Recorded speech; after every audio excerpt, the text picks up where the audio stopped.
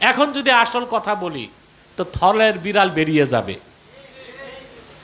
5 তারিখের পর 8 তারিখ পর্যন্ত 3 দিন তো বাংলাদেশে কোনো সরকার ছিল না। তখন তোমরা ভোটাভুটি ছাড়া বাংলাদেশ ইসলামী বিপ্লবের ডাক দিয়া খেলাফত রাষ্ট্র প্রতিষ্ঠিত কেন করো নাই? তার কারণ একটাই, জানি পশ্চিমাদের কাছে নাকে খত দিছো। খেলাফার রাজনীতিকে বিশ্বাস তোমরা করো না, ইসলামের রাষ্ট্র ব্যবস্থাকে বিশ্বাস করো না, শুধু ইসলামী রাজনীতির কথা বলে মানুষকে ধোঁকা দিচ্ছ, প্রতারণা করছো। মহিবুল্লাহ বাবুনগরীরে হুমকি দাও, তাকে বলে রয়ের এজেন্ট। মহিবুল্লাহ বাবুনগরী হচ্ছে জুনায়েদ বাবুনগরীর মামা। বাংলাদেশের ইতিহাসে জুনায়েদ বাবুনগরীর নাম লেখা থাকবে, বিগত ফেসিবাদী সরকার 100 কোটি টাকা দিয়েও তারে কিনতে পারে নাই। মহিবুল্লাহ বাবুনগরীকেও 100 কোটি টাকা দিয়া কিনা যাবে না। কথা একটু চোকা চোকা বলে লাগে, তাই বলে রয়ের এজেন্ট বানাই দিবা? তোমরা যারা পূজা মণ্ডপে যে লাড্ডু খাও, তোমরা হচ্ছ রয়ের সবচেয়ে বড় এজেন্ট। হিন্দুদের রক্ষার আন্দোলনে নামছো। ভারতে মুসলিমদের হত্যা করা হয়, তোমরা চুপ থাকো। মসজিদ শহীদ করা হয়, তোমরা চুপ থাকো। আর বাংলাদেশে হিন্দুদের রক্ষা করার ইজারা তোমরা নিয়ে নিছো। মন্দির পাহারায়, পূজা মণ্ডপ পাহারায় এখন মৌলবী সাহেবরা ইমামতি বাদ দিয়ে এই কাজ ধরছে।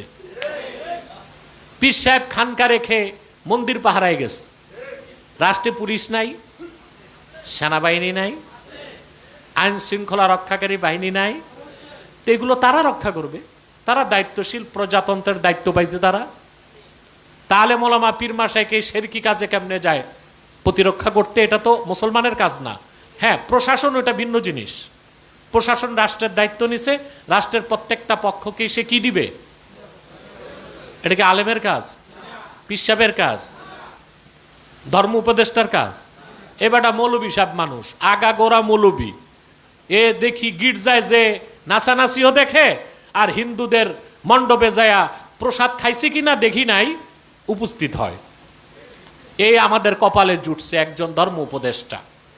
আল্লাহ তারে হেদায়েত করুক। আগে তো বিভিন্ন হেকমার সাথে তাকে বুঝাতাম, কিন্তু এখন দেখি এরে আর হোমিওপ্যাথি ধরে না। হোমিওপ্যাথি আর ধরতেছে না, এই জন্য একটু অ্যালোপ্যাথি দিলাম, এখন দেই মাঝে মধ্যে। আমারে কি করবে? জেলে ভরতে পারবে, ফাঁসি ঝুলাইতে পারবে, এর চেয়ে বেশি কি করবে আমাকে? 16 বছর অত্যাচারীরাই তো কিছু করতে পারে না, ওরা আর কি করবে? সবচেয়ে বড়কে যে কাজটা করতে পারবে, মেরে ফেলতে পারবে, এর চেয়ে বেশি আর কিছু করতে পারবে না। কিন্তু যা সত্য, ন্যায়, ঈমান ও ইসলামের স্বার্থে বলার, তা আমরা বলেই যাব।